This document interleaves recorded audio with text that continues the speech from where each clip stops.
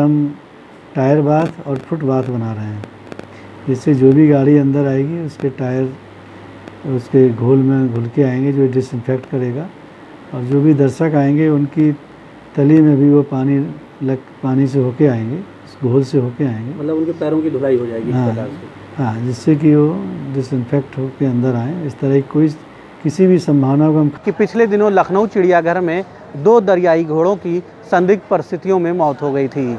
विशेषज्ञों की जांच में यह बात सामने आई कि इन्फेक्शन के चलते दोनों दरियाई घोड़ों की मौत हो गई थी। यानी लखनऊ चिड़ियाघर में जो आगंतुक आते हैं उनके पैरों में, उनके जूतों में, और जो गाड़ियां अंदर आती हैं उन गाड़ियों के टायर्स में तमाम प्रकार के संक्रमण, इन्फेक्शन होते हैं, जो यहाँ पर रहने वाले दुर्लभ वन्यजीवों के स्वास्थ्य पर प्रतिकूल प्रभाव डाल रहे हैं और उनकी मौत भी हो जाती है।